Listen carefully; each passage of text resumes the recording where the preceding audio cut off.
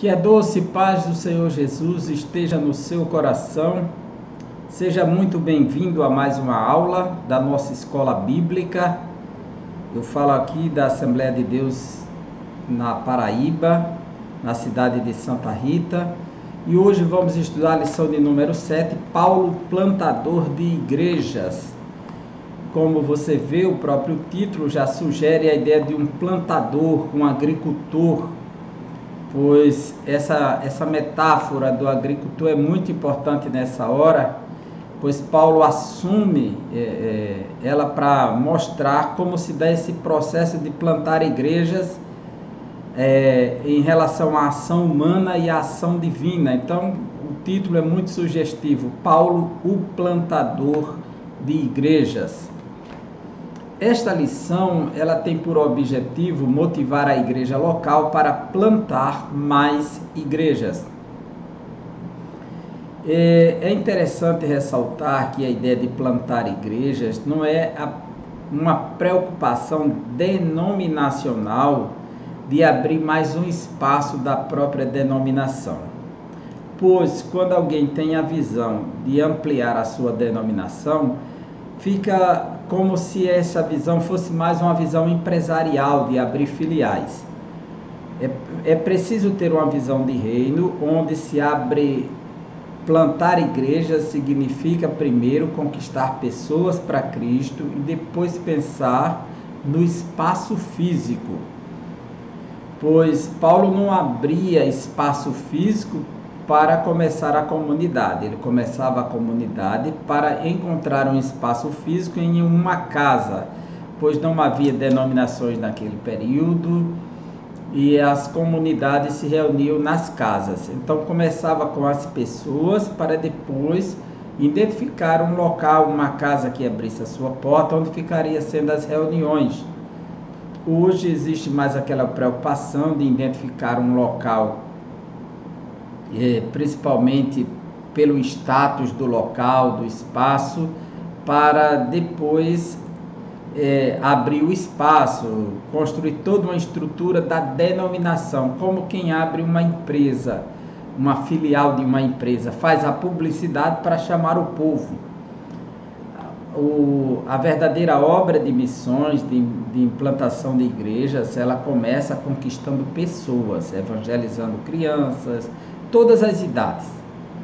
E quando vai se formando aquele número, então se pensa em um local para haver a comunhão, a adoração, a participação.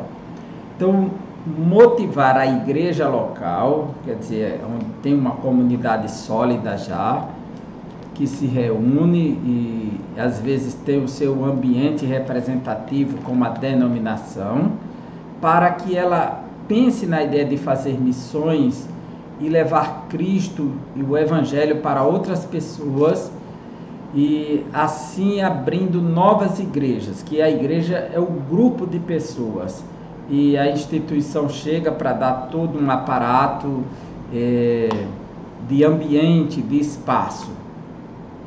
Os objetivos específicos são 3. Primeiro, mostrar que Paulo foi um desbravador sob uma gloriosa obrigação. Paulo sabe, entende e compreende que a sua missão não é uma escolha da sua pessoa. Não foi ele quem decidiu ser apóstolo, não foi ele quem decidiu seguir a Cristo, foi Cristo que o chamou, foi Cristo que o designou para apóstolo, e ele sente que essa obrigação ele precisa cumprir, e ele faz essa afirmação.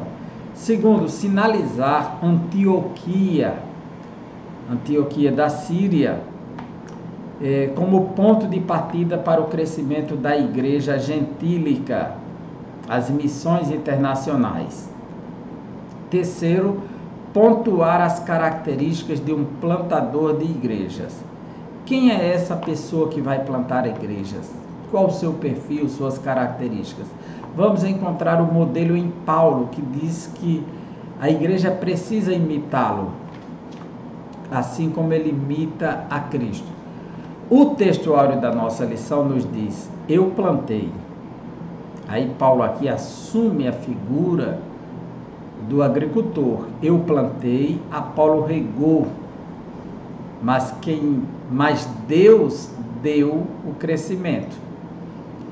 Veja que essa é uma figura muito importante, pois é comum que todo semeador, todo agricultor, ele conheça toda a técnica da plantação, de trabalhar o terreno, de trabalhar com as sementes, porém, ele não tem o poder de fazer a semente crescer. Ele pode ir atrás do terreno, trabalhar, cultivar o solo, arar o terreno, sucar a terra, depois vir com as sementes, lançar, pode chegar e regar, molhar, usar de todo o cuidado necessário para com aquela semente que foi plantada. Porém, ele jamais poderá determinar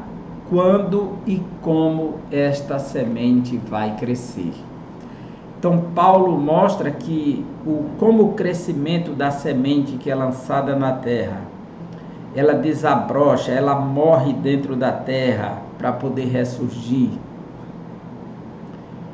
Esse lado desse mistério da semente dentro da terra, quem dá de conta é Deus. Essa é a ação divina no processo do crescimento da semente. Então Paulo diz: eu plantei, eu fiz o trabalho do plantador, do semeador, Apolo regou, ele contribuiu aqui, mas Deus deu o crescimento. Quem fez ela desabrochar a semente, quem fez crescer foi Deus, para que a igreja de Corinto ficasse consciente que o mérito do crescimento da igreja de Corinto, a glória da própria igreja está existindo e adorando a Deus, estava ligada diretamente ao próprio Deus. A verdade prática nos diz: a experiência com Cristo é o mais poderoso fator motivacional para plantar igrejas. Ninguém pode pensar em plantar igrejas sem ter tido uma experiência com Cristo, sem ter experimentado o novo nascimento, sem ter experimentado a transformação e o refrigério que a conversão traz, a regeneração. Então, aqueles que experimentam essa graça de Deus, certamente que têm essa motivação para querer que outras pessoas a conheçam na mesma dimensão que essa pessoa tem experimentado. A introdução da lição nos diz: nesta lição estudaremos sobre, primeiro, o processo de plantação da igreja que o apóstolo Paulo executou. Segundo, veremos que ele foi um desbravador da causa do mestre no mundo pagão e seu ponto de partida no ministério foi Antioquia, a cidade da Síria, quando enviado para outras regiões do mundo onde o evangelho foi pregado. Terceiro, também refletirmos sobre as características do plantador da igreja local frente aos desafios atuais. Então, o ponto central será: a experiência com Cristo é o fator motivacional para plantar igrejas. E essa confiança, essa motivação deve ser feita porque Deus é o que opera todo o processo de crescimento. Veja o profeta Isaías, capítulo 28, o que ele nos diz.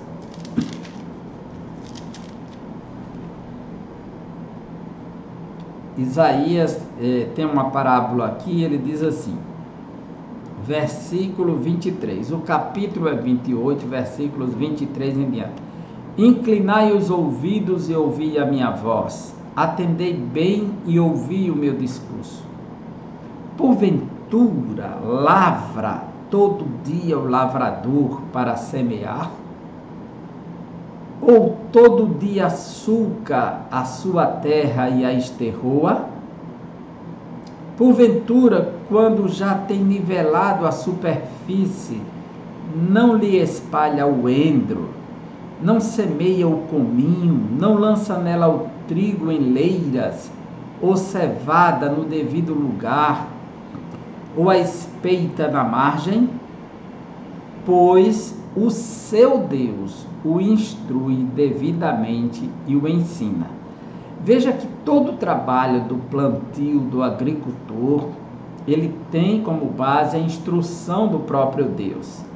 E o crescimento no interior da terra também depende do próprio Deus, como Paulo afirma. Aqui ele está dizendo que todo o processo do plantio, ele tem a orientação pedagógica do próprio Deus. Continuando o próprio texto, versículo 27. Porque o endro não se trilha com instrumento de trilhar, nem sobre o cominho se passa a roda de carro, mas com vara se sacode o endro e o cominho com pau. Acaso é esmiuçado o cereal? Não.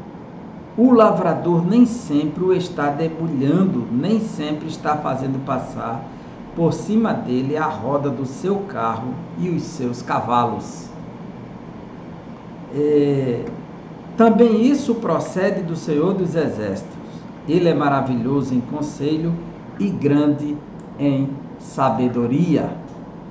Veja que tudo procede do Senhor, é o Senhor que ensina, é o Senhor que capacita. Então, um plantador de igreja, certamente, que ele, por mais que ele tenha conhecimento, tenha se preparado numa agência missionária, numa igreja, no seminário, numa faculdade, mas ele vai depender de Deus, pois a orientação final, pois se ele vai plantar igrejas, e igreja é feita de pessoas, e pessoas só podem responder ao Evangelho se for convencida pelo Espírito Santo do seu pecado, do juízo. Então não há como ser feito pensando apenas no aspecto humano. Se a mensagem que vai ao coração desse pecador e atingir a sua mente é a palavra de Deus, também não pode só pensar nas técnicas humanas, tem que depender do Espírito Santo. Por isso que o profeta Isaías diz que o seu Deus o instrui em tudo acerca do que há de fazer. E Paulo compreendeu isso quando disse: eu plantei, Apolo regou, mas o crescimento veio do Senhor. O capítulo 1 da lição, ele tem 3 divisões. Primeiro, Paulo, o desbravador. Segundo, uma gloriosa obrigação. E terceiro, plantação de igreja, uma parceria. Veja só, essa lição, muito rica nessa mensagem, ela nos mostra como Paulo se desenvolve como um desbravador. Paulo foi, sem dúvida, o grande desbravador da fé cristã no mundo gentílico. A igreja de Jerusalém, ela surgiu composta só de judeus. Não havia gentios nela. Os gentios só começaram a fazer parte da igreja de Jerusalém quando Pedro entrou na casa de Cornélio, centurião romano, em Atos capítulo 10. Mas as missões gentílicas que atingiu a grande massa começam com o apóstolo Paulo, né? Porque ele foi separado para ser apóstolo dos gentios. O apóstolo contribuiu grandiosamente na implantação de inúmeras igrejas e no crescimento da fé cristã. Paulo tinha consciência do trabalho que ele realizou junto aos gentios, como apóstolo e mestre dos gentios, que ele chegou a afirmar: na primeira carta aos Coríntios, capítulo 15. Você pode acompanhar comigo, primeira carta aos Coríntios, capítulo 15. Veja só, versículos 9 em diante. Porque eu sou o menor dos apóstolos, que mesmo não sou digno de ser chamado apóstolo, pois persegui a igreja de Deus. Mas pela graça de Deus sou o que sou, e a sua graça que me foi concedida não se tornou vã. Antes trabalhei muito mais do que todos eles, todavia não eu, mas a graça de Deus comigo. Portanto, seja eu ou sejam eles, os demais apóstolos, assim pregamos e assim crestes. Mas Paulo tem essa consciência desse trabalho laborioso que ele realizou.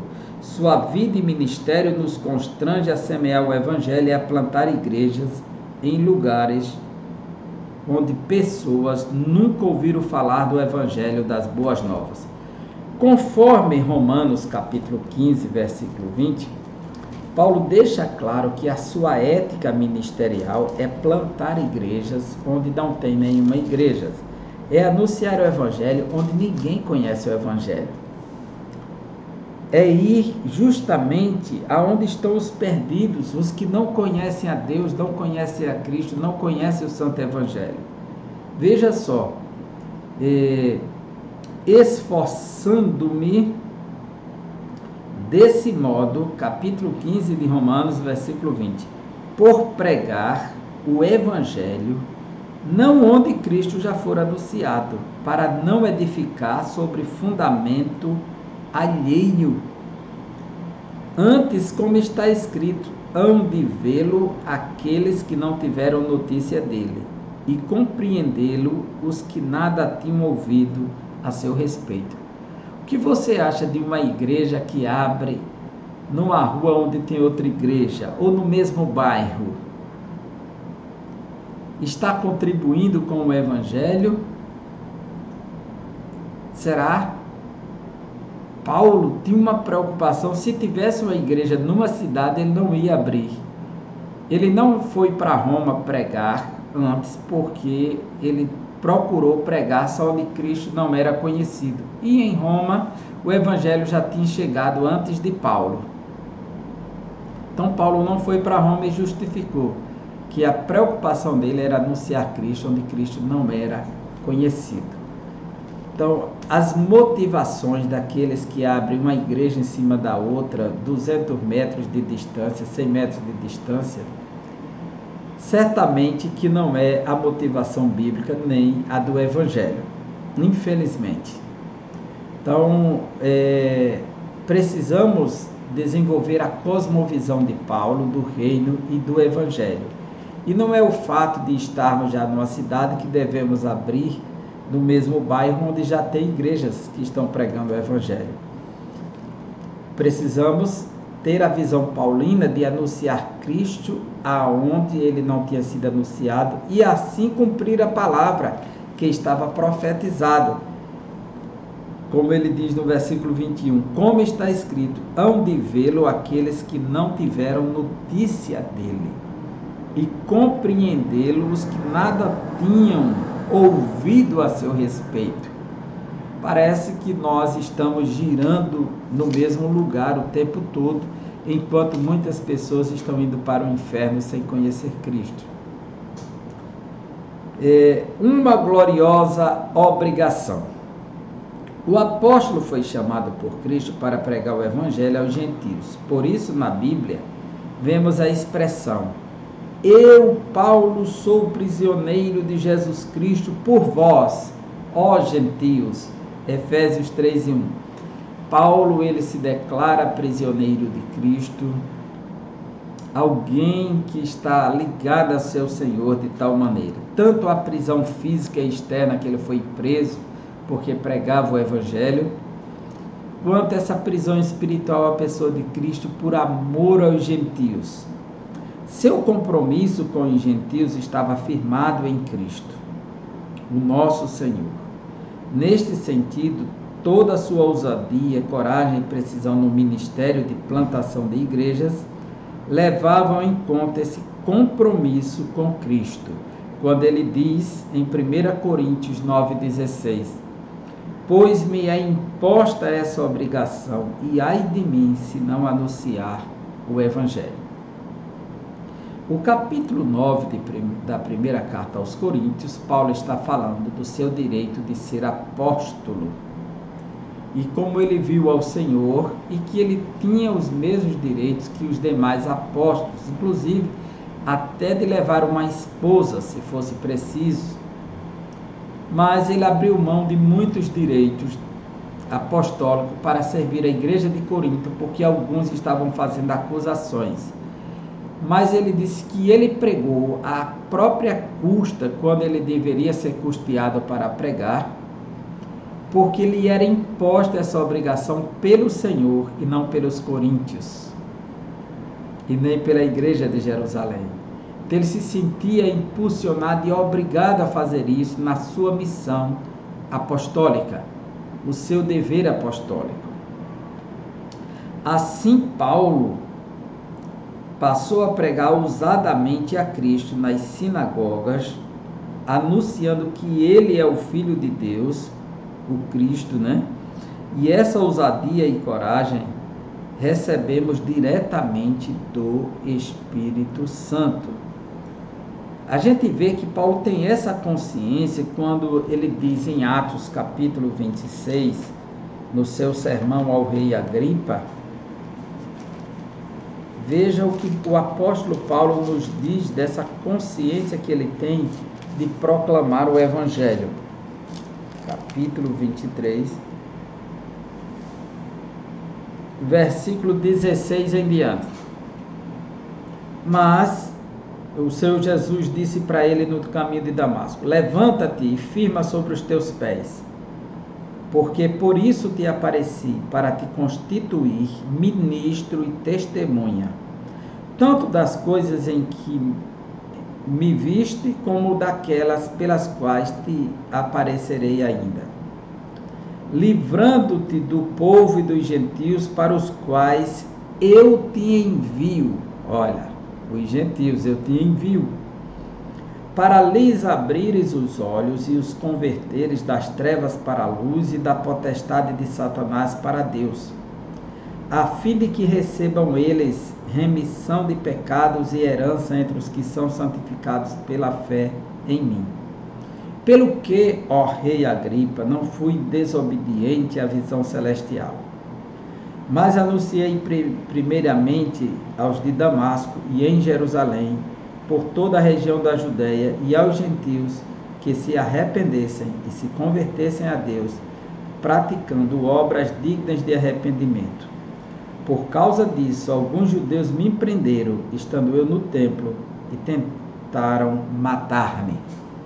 Veja como Paulo diz que ele não foi desobediente a essa ordenança, a esta visão celestial, de cumprir a sua gloriosa missão. Plantação de igreja, uma parceria. A plantação de igreja envolve um trabalho duplo, o do homem e o de Deus. Eu plantei, Apolo regou, mas Deus deu o crescimento.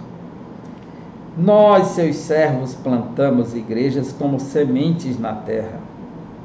Nas cartas de Paulo, a imagem da plantação aparece em especial na primeira carta aos Coríntios. Jesus, quando narrou a parábola do semeador, ele trata a semente como a palavra de Deus. É o plantio, o semeador saiu a semear. E essa palavra, quando cai na terra, ela gera, brota, e aí nasce igrejas.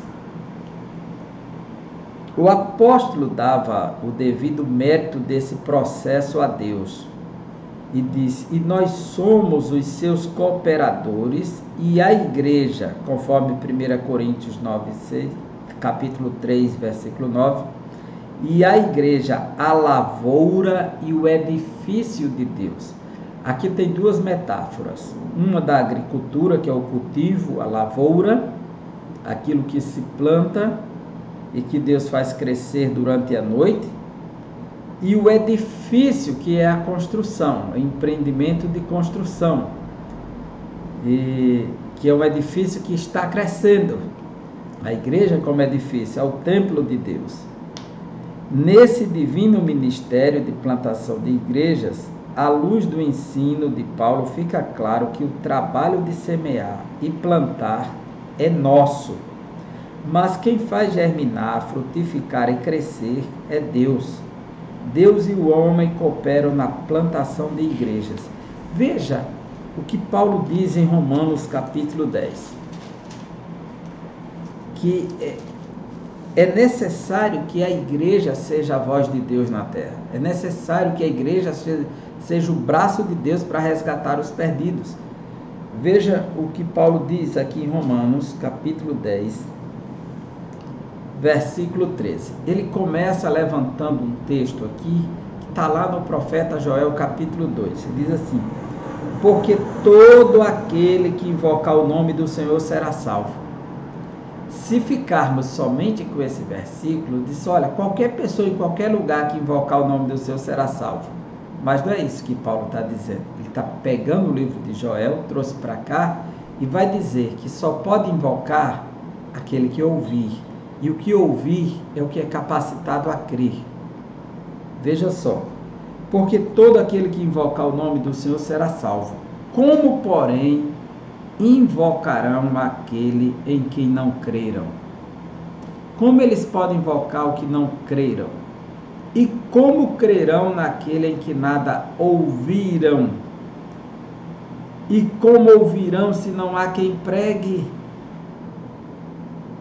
Veja só. E como pregarão se não forem enviados? Como está escrito: quão formosos são os pés do que anunciam coisas boas. Veja que é necessário que a igreja envie pessoas para plantar igrejas, que anunciem o evangelho para que pessoas ouçam e, ouvindo a palavra de Deus, a fé seja gerada no seu coração e ele creia e invoque o nome do Senhor e seja salvo. Porque, continuando o texto, veja o versículo 16 e 17 agora. Mas nem todos obedecem ao evangelho, pois Isaías diz: Senhor, quem acreditou na nossa pregação? E assim, a fé vem pela pregação, e a pregação pela palavra de Cristo. Então, a fé, ela depende dessa pregação da palavra, a palavra de Cristo, para que as pessoas possam invocar, crer, serem salvas. Então, Paulo desenvolve essa parceria com o Espírito Santo, pois o trabalho do plantador de igrejas é cumprir a sua missão, e Deus faz a parte dele. Antioquia, o ponto de partida para o crescimento da igreja. Por que Antioquia? Uma igreja missionária. A igreja de Antioquia era rica em líderes, mas como foi que ela enriqueceu? O evangelho começou a se expandir, ser descentralizado de Jerusalém depois da morte de Estevão. Então, houve uma grande dispersão. O livro de Atos dos Apóstolos, capítulo 8, começa dizendo assim, depois da morte de Estevão: naquele dia levantou-se grande perseguição contra a igreja em Jerusalém, e todos, exceto os apóstolos, foram dispersos pelas regiões da Judéia e Samaria. No capítulo 11 de Atos dos Apóstolos, versículo 19 em diante, diz assim: então os que foram dispersos por causa da tribulação que sobreveio a Estevão se espalharam até a Fenícia, Chipre e Antioquia, não anunciando a ninguém a palavra, senão somente aos judeus. Os dispersos que saíram de Jerusalém, depois da morte de Estevão, eram judeus que só pregavam a judeus. Alguns deles, porém, que eram de Chipre, a ilha que fica aqui no Mediterrâneo, a primeira ilha, e de Cirene, e que foram até Antioquia, falavam também aos gregos, ou seja, aos gentios, anunciando-lhes o evangelho do Senhor Jesus. A mão do Senhor estava com eles, com esses servos abnegados que vieram de Chipre e de Cirene, e muitos crendo se converteram ao Senhor.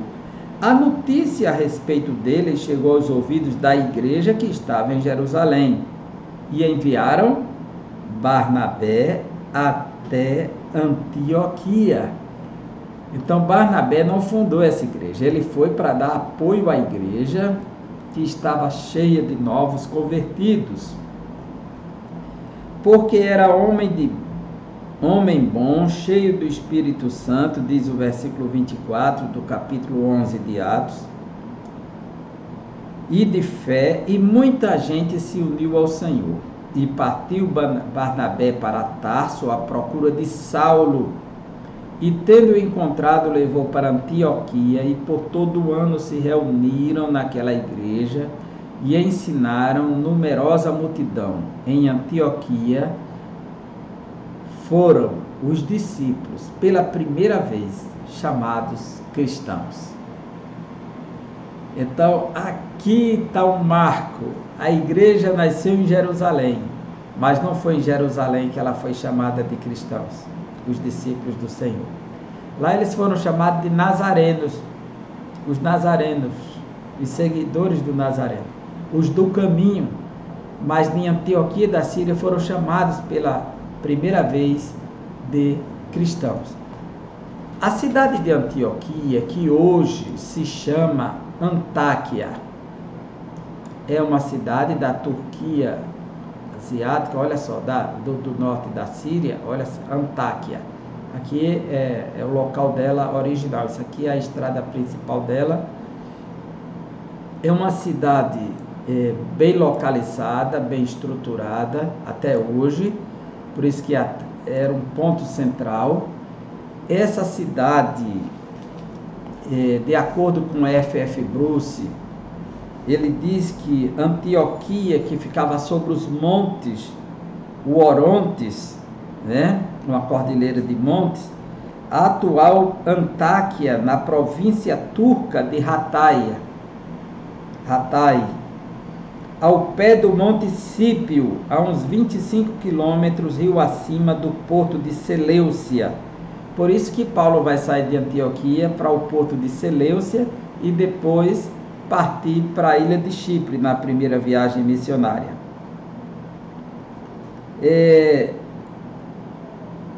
Essa cidade, o porto de Seleucia Pieria, foi fundada em 300 a.C., essa cidade, por Seleuco Nicator, o primeiro rei da dinastia Seleucida. Ele deu nome em homenagem ao seu pai Antíoco, aí a palavra Antioquia, Antíoco, o sírio. Como capital do Império Seleucida, ela rapidamente se tornou uma cidade importante, e quando a Síria se tornou uma província romana em 64 a.C., Antioquia se tornou a sede administrativa e residência do legado imperial. Ela continuou como capital provincial quando o leste da Cilícia foi integrado à Síria em 25 a.C. Nessa época, ela era a terceira maior cidade do mundo romano, como uma planta em forma de grade, inferior em população apenas a Roma e Alexandria. Júlio César, Augustus e Tibério ampliaram e adornaram esta cidade. E Herodes o Grande contribuiu com séries de colunas dos dois lados da rua principal, a qual pavimentou com pedras polidas. Era um centro comercial muito avançado, além de capital política, Os produtos da Síria passavam por ela em seu caminho para o restante das terras mediterrâneas. Como ficava próximo da fronteira entre o mundo greco-romano consolidado e o Oriente, ela era a mais cosmopolita do que a maioria das cidades helenistas de fala grega. Então essa cidade ela tem uma importância histórica, política, econômica, militar, para que seja escolhida sempre, tanto pelos grandes governantes, como pela igreja que vai se tornar a sede da obra missionária para o mundo gentílico. Se você percebe aqui, se ela está aqui nessa parte aqui ao pé do monte, logo aqui está o mar Mediterrâneo, aqui é a estrada principal para o norte, para a Turquia, a Ásia Menor, né? A Anatólia. Para baixo você desce e vai chegar até Israel. Então, uma cidade privilegiada, bem localizada, bem fundamentada, que se tornou base para que a obra de missões tivesse o seu princípio a partir dela.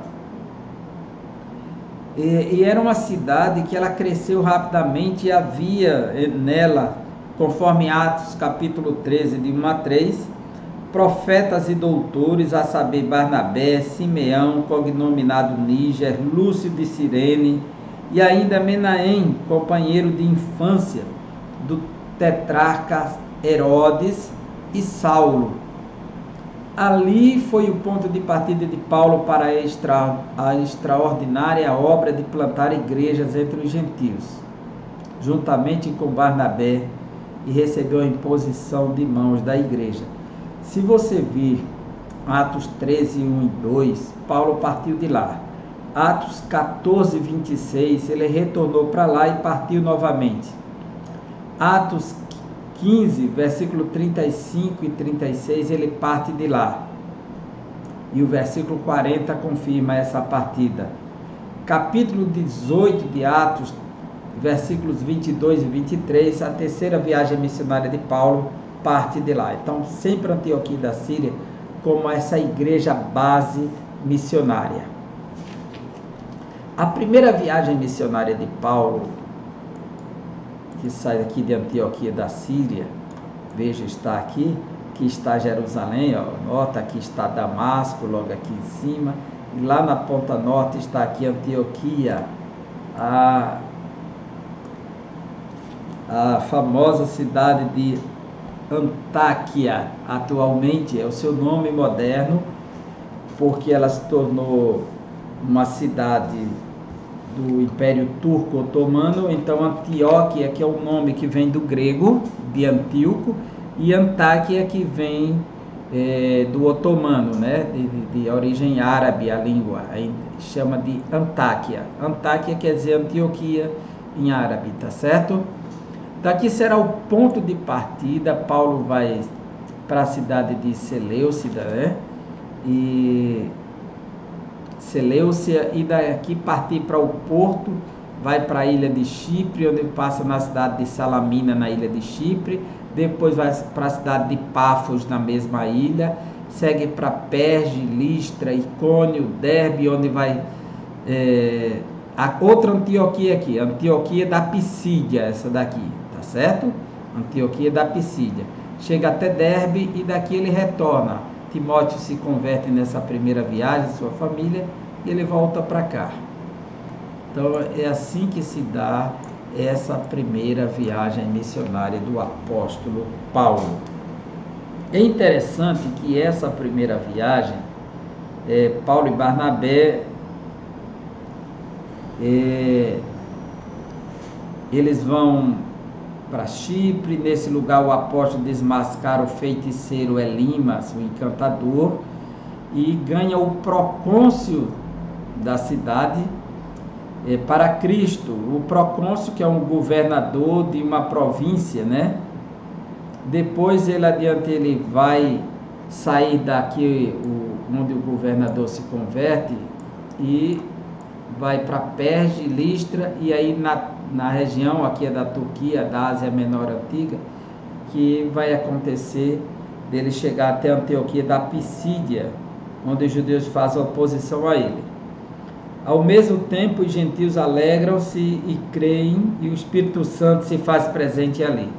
O mesmo acontece em Listra e Derbe, e o trabalho da evangelização e implantação de igrejas, ele tem muitos desafios, mas com o Senhor do nosso lado, tudo é possível e o nome dele é glorificado.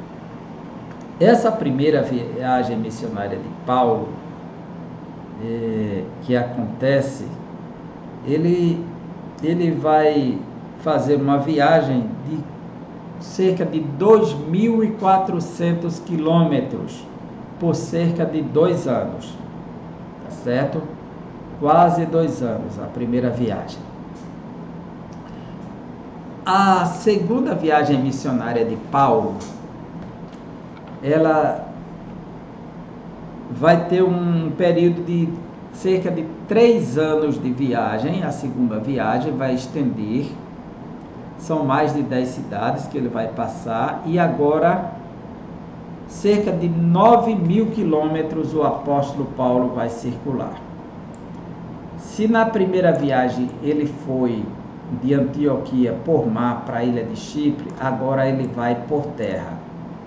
Então ele faz uma viagem agora por terra, cruzando os montes, as estradas romanas. Ele parte aqui de Antioquia, Tarso, Perge, Derbe, Listra, Antioquia da Pisídia, Troade, e aí ele recebe um chamado. Ele pretende evangelizar a região norte da Frígio-Gálatas, mas o Espírito de Jesus o impede, e ele aguarda onde vai ter uma visão de noite para ir para Macedônia. Então ele vai para Filipos, Anfípolis, Bereia, Atenas, Corinto, aí retorna para Éfeso, desce por mar até Jerusalém, testemunha e sobe para Antioquia da Síria novamente. Essa é a segunda viagem missionária de Paulo, cerca de 9.000 quilômetros que Paulo vai circular. Então, depois do concílio de Jerusalém, em Atos 15, Paulo visitou as igrejas já plantadas a partir das regiões do Oriente para o Ocidente, envolvendo a Ásia e a Europa. Se na primeira viagem de Paulo ele visitou apenas a Ásia Menor, nessa segunda viagem ele vai visitar a Europa, porque ele só vai a partir do chamado do varão da Macedônia, e a Macedônia é a Europa, é a primeira região da Europa que está dividida em 5 partes. Então Paulo irá para lá, ele vai viajar para Troade, pega o navio, passa para o outro lado, chega em Anfípolis e vai até Filipos, né? E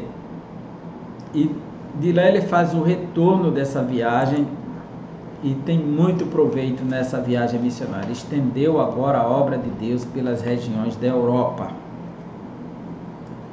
Características de um plantador de igrejas: motivado pelo chamado. Essa consciência de Paulo é interessante porque ele tinha essa motivação clara dentro de si, esse testemunho do Espírito Santo e essa clareza na direção, e por isso que esse capítulo fala da motivação pelo chamado, experimentado no deserto da vida, e a igreja segundo as Escrituras, né? Então, Paulo era um plantador de igrejas e como Paulo, todo plantador deve estar consciente do seu chamado divino. Uma pessoa que não tem convicção, ele não tem como avançar. Então Paulo diz: eu sei em quem tenho crido e que é poderoso para guardar o meu depósito até aquele dia. Então Paulo tem essa consciência de que ele está servindo e o que está fazendo. Deus nos chama e confirma esse chamado no corpo de Cristo, como fez com Paulo. Na vida de Paulo, tudo começou no caminho para Damasco. esse começo tornou-se um elemento motivador no ministério do apóstolo, conforme ele vai dizer que não foi desobediente a essa visão celestial. Sempre há um ponto de partida em que somos tomados pela consciência daquilo que Deus nos chamou para fazer. Se o chamado vem de Deus, não dá por que ter dúvidas. O próprio Deus se encarrega de confirmar para nós, em nosso coração, em nossa vida, o chamado. E torna isso claro para outras pessoas também, que você tem esse chamado para isso, se é um chamado de Deus. Não tem como alguém tentar sufocar aquilo que Deus está fazendo na vida de alguém.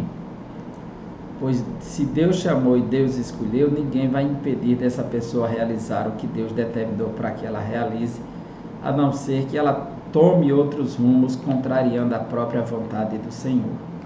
E Paulo tem essa convicção, e é por essa motivação que ele age. Então, nas cartas de Paulo está cheio de textos nas quais ele está sempre falando dessa motivação, da consciência de servir,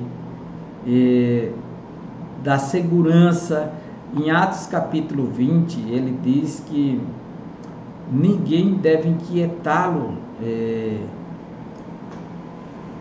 pois ele está convicto que ele tem que cumprir a sua missão. Veja só, Atos dos Apóstolos, capítulo 20. Veja como Paulo ele manda chamar os anciãos de Mileto e diz assim: embora sabendo o que vai acontecer com ele, ele vai para Jerusalém, o Espírito Santo já revelou que ele vai ser preso. E ele diz, versículo 24: porém, em nada considero a vida preciosa para mim mesmo, contanto que complete a minha carreira e o ministério que recebi do Senhor Jesus, para testemunhar o Evangelho da graça de Deus. Veja que convicção sublime, que firmeza do apóstolo. Mas Paulo foi experimentado no deserto da vida. Literalmente, ele foi para as regiões da Arábia. Já mostramos isso em outra lição, em outra aula, que Paulo foi para a região sudeste de Damasco, que era considerada regiões da Arábia, porque era um reino nabateu daqueles dias, um reino árabe. O apóstolo foi experimentado no deserto da Arábia, conforme Gálatas 1, 17 e 18. E para forjar o nosso caráter,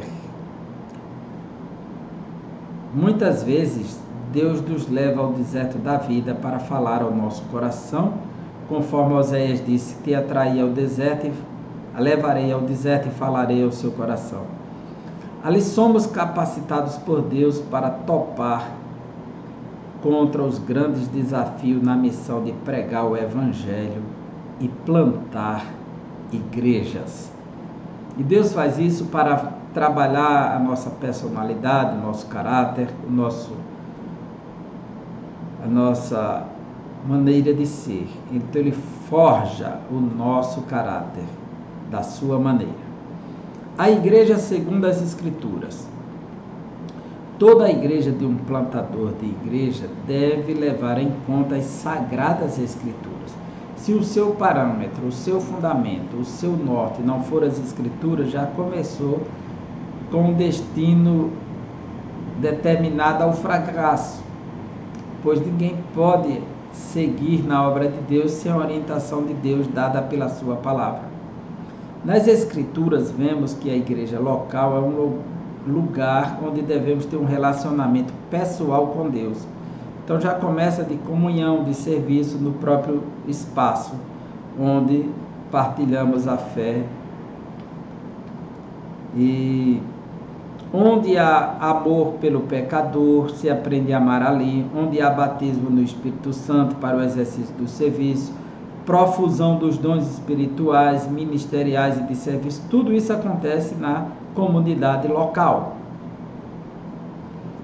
há de se ter autoridade do alto para expulsar demônios, curar enfermos, há de ter pregação fiel da palavra de Deus com autoridade do Espírito e vida de oração, pois os ministros não podem deixar de perseverar na palavra e na oração. Então, a igreja local é um ambiente de exercício, de aprendizado, de amadurecimento, de preparação para esse despertamento vocacional de implantação de igrejas. Não podemos perder de vista que nós plantamos, mas é Deus que dá o crescimento e aprova a obra. A nossa conclusão. Chegamos ao final de mais uma lição. Vimos que muitos episódios na vida do apóstolo Paulo aumentaram sua visão para expandir a igreja por todas as partes. É vontade de Deus que vidas sejam chamadas por Ele para se tornarem plantadoras de igrejas. Deus vocaciona pessoas com essa missão. Deus chama pessoas para esse trabalho missionário. Pessoas que amem proclamar a palavra de Deus para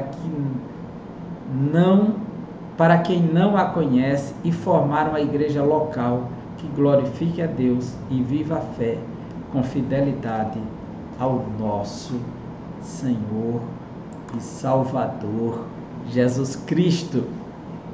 Você está pronto para plantar igrejas? Está pronto para responder ao chamado do Senhor? Deus ainda chama, ainda vocaciona, ainda prepara pessoas para a sua grande missão. Paulo, o plantador de igrejas. Que possamos ficar com esse aprendizado, dessa vocação de Paulo, dessa consciência, deste trabalho e como a igreja de Antioquia se tornou referência missionária. A sua igreja é uma referência missionária? De uma igreja que gosta de abrir igrejas?